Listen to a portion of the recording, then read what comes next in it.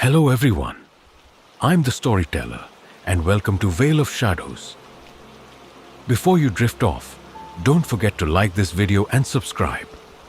Tell me, where are you watching from?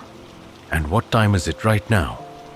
Now, get comfortable, relax, and let the story begin.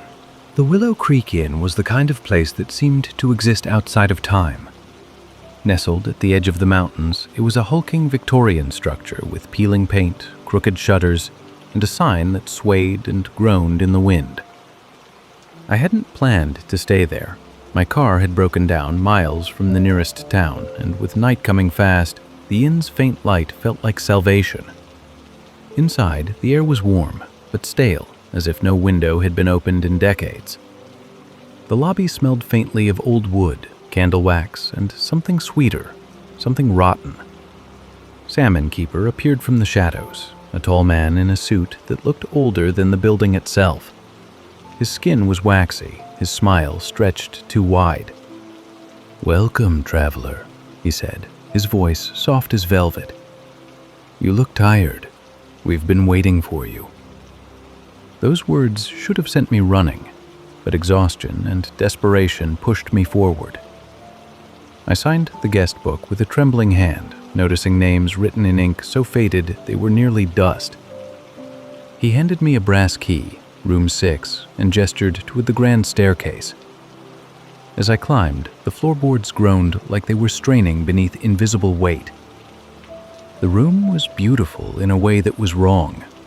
Heavy drapes, a 4-poster bed, gas lamps flickering, though I hadn't lit them.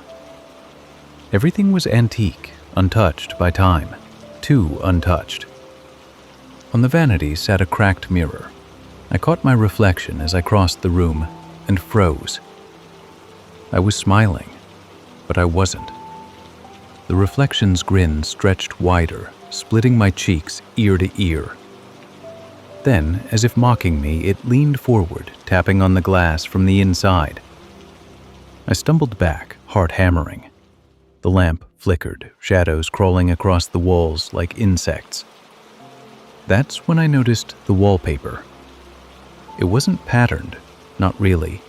It was covered in names, hundreds, maybe thousands, scratched into the walls, each one overlapping the last, etched deep like claw marks. And as I stared, letters began carving themselves into the space just above the headboard. Missionary. Sentencing. Ran for the door. It didn't budge. The knob turned and "The room is ready for the next traveler. The wallpaper waits. Scrimmage." And so does the smoke. The sign creaked in the wind, its paint long faded, its letters almost illegible. "Welcome to..." something. The last word had been scoured away by years of rain and neglect. The carnival gates stood open, rusted hinges yawning like a mouth. Weeds clawed up through the cracked pavement. Beyond the entrance stretched a maze of booths and rides, skeletal remains of what had once been a place of laughter and light. Misinformation. It should have turned back. But curiosity tugged at me, the kind you can't reason with, the kind that whispers, "Just a little further, just one look." The air grew colder the moment I stepped through the gates. The sounds of the world outside, the wind, the distant highway, even the insects, vanished. All that remained was silence. The Ferris wheel towered above everything, its cars swaying gently, though there was no breeze. Rust streaked its frame, but as lightning flashed across the sky, I swore I saw the paint glisten as if fresh. I passed the game booths. The prizes were still there. Faded teddy bears with glassy eyes, dolls with cracked porcelain skin. Their smiles too wide, their button eyes fixed on me as I walked. Misinformation. My footsteps echoed unnaturally, louder than they should have. And then, faintly, I heard it. Melting. Disciples. A carousel tune, tinny and warped, drifting through the air. I followed it, weaving through toppled popcorn carts and shattered mirrors until I reached the ride itself. The carousel still turned. Its horses were chipped, their manes peeling away in strips, their painted eyes wide with something that wasn't joy. Some were missing chunks of their bodies, hollow gaps where ribs should have been, jagged edges like gnawed bone. The tune slowed as the ride creaked in circles, each note bending lower, deeper, until it sounded less like a song and more like a voice groaning. I should have run, but my feet carried me closer. As I stepped onto the platform, the music cut out, the carousel froze, dismissing, and all the horses turned their heads toward me. The silence was suffocating. I stood there, their striped fabric rotting, their prizes watching with glass eyes. I bolted between them, searching for the gate. My breath tore in my chest, but the laughter followed, growing louder, sharper. I stumbled into the midway. The Ferris wheel loomed closer than before, its cars swinging violently. And for the first time I saw them. Siblings, his high jars, dozens of figures sitting perfectly still. Lightning lit the sky, and their faces flashed white. They were masks, carnival masks, painted smiles, hollow eyes. Every single car filled with them, and all of them staring down at me. I screamed and ran again, the booths closing in, the music warping back to life in a shrill, unbearable pitch. Then I saw it, the exit gate, open, waiting. I sprinted for it, lungs burning. The laughter rose behind me, echoing from every corner of the carnival. Reached the gate and stopped, because the sign above it no longer said welcome. It said, "Thank you for returning." Missions the gate slammed shut in my face. Behind me the music swelled, the laughter roared, and the Ferris wheel began to turn, carrying its silent, masked passengers higher into the storm. Tightening, and I understood. The carnival hadn't been abandoned. It had been waiting for me. The factory loomed against the horizon, its windows blank and its smokestacks long dead. I don't know what compelled me to step inside. Maybe it was curiosity. Maybe it was the creeping storm rolling across the sky, the lightning that flashed in the distance, the rain beginning to fall. Or maybe it was something else, something that had been drawing me toward this place long before I ever saw it. The front doors were unlocked. They creaked open with a groan that echoed through the cavernous interior. Dust motes swirled in the faint shafts of light that broke through cracks in the roof. The first thing I noticed was the smell. Not the must of rot or mildew, not the oil and iron tang I expected from a factory. It smelled faintly sweet, like plastic warming in the sun. I stepped forward. The floor was littered with scraps, plastic limbs, empty sockets, hands curled into stiff claws. They were mannequins, piles of them, scattered across the concrete floor, stacked against the walls, propped upright in crooked rows like forgotten soldiers. Their faces were blank, no eyes, no mouths, just smooth plains where human features should have been. The silence pressed against my ears as I walked deeper into the factory, my footsteps crunching on broken shards. I told myself I was fine. They were only mannequins, harmless. Then one of them moved. I froze. A head twitched, barely perceptible, but I saw it. A hand flexed, the fingers bending too fluidly for plastic. I backed away slowly. My pulse pounded in my throat. I scanned the rows, trying to find the one that had moved, but they all looked the same. Still, pale, faceless. The storm outside rumbled, a boom of thunder rattling the roof. For a moment, the entire factory flickered with light, and every mannequin had shifted. They were closer, a foot, maybe two. I stumbled back, nearly tripping over a dismembered leg. My breathing came fast, too loud in the silence. "Hello?" I whispered, my voice trembling. Something answered, not with words, with sound. A chorus of plastic groans, joints grinding, torsos twisting. The mannequins leaned forward in unison, their blank faces turning toward me. I bolted. My footsteps echoed wildly as I ran down a long corridor lined with more figures. Their heads swiveled as I passed, tracking me without eyes. At the end of the corridor, a staircase spiraled upward. I took the steps two at a time, desperate for higher ground. My hands slipped on the rusted railing as I pulled myself into an upper level. The catwalk groaned beneath my weight. Below me stretched the factory floor, an ocean of mannequins. And they were moving, all of them. Their limbs jerked with unnatural precision, their heads snapping upward in perfect unison.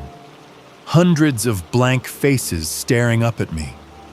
And then, slowly, they began to climb. Their fingers dug into metal beams, their stiff legs snapping into impossible angles as they scaled the walls. The sound was unbearable. Plastic creaking, scraping, stretching. I stumbled backward along the catwalk, searching for another exit. My eyes caught on a door at the far end, barely visible in the gloom. I sprinted, the catwalk swaying beneath me. But before I could reach it, something caught my ankle. I looked down. A mannequin hand jutted up through the gap in the metal, gripping me with impossible strength. I screamed, kicking wildly. The hand snapped, breaking off at the wrist. But another replaced it instantly. Then another. Soon a dozen hands were reaching through the gaps, grasping, clawing. I ran, tripping, dragging my leg free. The door was closed now, so close I could smell the damp air seeping through the cracks. I slammed into it, locked. Behind me, the mannequins were almost upon me, their bodies twisted and bent unnaturally as they pulled themselves onto the catwalk, plastic limbs popping in and out of sockets with grotesque ease. I pounded on the door, screaming, begging, and then it opened. Not to the outside, not to freedom, to another room. Rows of mannequins stood inside, perfectly arranged. But these were different. They had faces, human faces, eyes, mouths, skin stretched too tightly over sculpted bone. And I knew those faces. They were mine. Dozens of me, staring blankly, frozen in plastic shells. Behind me, the mannequins closed in. Their blank faces began to shift, their smooth plastic bubbling and reshaping. Features formed. My features. I stumbled backward into the room of myself, surrounded on all sides. The last thing I felt before cold hands seized me was my own face smiling back at me from every angle. The clerk slid the brass key across the counter with a smile that didn't quite reach his eyes. "Room 6, he said, his voice flat, rehearsed. "Top of the stairs, end of the hall." The key was heavier than I expected, cold in my palm, its teeth filed into a strange pattern I didn't recognize. Not the neat little cuts of a modern key, but jagged, uneven, almost hand-carved. I glanced around the lobby. The wallpaper peeled in curling strips. A single chandelier buzzed faintly overhead, 3 of its bulbs burnt out. The place smelled faintly of mildew, and though it was evening, there was no one else around. No guests, no staff, just me and the clerk who still stood behind the counter, watching me with that same too-wide smile. I forced a polite nod. "Thanks." Glare boards groaned as I made my way up the narrow staircase. The carpet runner was threadbare, the banisters sticky under my palm. The hallway above was dim, lined with doors identical except for the tarnished brass numbers nailed crookedly to each. Mitchell was at the very end. Armstrong deflate perfectly, though it took more effort than it should have to turn. The lock clicked with a sound that was almost wet. I hesitated, then pushed the door open. The room was small. A single bed covered in a faded quilt, a dresser with a cracked mirror, heavy curtains drawn tight against the windows. Everything was still, airless, as if no one had been inside for decades. I set my bed. The springs groaned beneath me, dust puffing up into the stale air. My chest felt tight, but I told myself it was just the long drive, the exhaustion. Just one night, I thought. One night, then I'd be gone. I stood to draw the curtains. The fabric resisted, sticky with age, but eventually parted. My breath caught. I'd look out onto the street. It didn't look out onto anything at all. The glass, just a flat wall of black, so deep and absolute it made my stomach twist. I pressed my face closer, searching for stars, for streetlights, for any hint of the outside world. But there was only darkness. A sound broke the silence, a faint, metallic click. I spun around. The key was still in the lock, against the glass. I looked down. My hand was empty. Was gone. Wilson reflection leaned forward until its face pressed against the mirror's surface. And for a moment, the crack running through the glass looked like a vein pulsing beneath its skin. I staggered back toward the bed, my knees hitting the mattress. The air in the room had grown thick, heavy, charged with something I couldn't maim. The mirror version of me tilted its head, still smiling, and whispered a word I couldn't hear. Sound didn't come through my ears. It vibrated inside my skull. Stay. The bulb overhead flickered back to life for a split second, and in that moment the room wasn't mine anymore. The bed was different, a rusted iron frame. The quilt replaced with rotting sheets. The wallpaper sloughed away in strips, black mold blooming across the walls. And the mirror, oh God, the mirror was filled with faces, dozens of them, all of them mine, each one grinning, each one pressing a brass key to the inside of the glass. I stumbled toward the door, wrenching at the handle, but it wouldn't turn. My reflection, the first one, the one that had stolen the key, stepped back into view, its smile fading into something colder, hungrier. It raised a finger and pointed at me. The lock clicked, and the door opened. Not onto the hallway, not onto the lobby, onto blackness. The same nothing I'd seen outside the window. The air pulled at me, tugging me forward, and I tried to resist, but my feet moved anyway, step by step, closer to the void. I turned back for one last look at the room, desperate for anything to anchor me. The mirror was alive with faces, my faces, all laughing now. Shameful, the last thing I felt before the darkness swallowed me was the cold weight of a brass key pressing into my palm.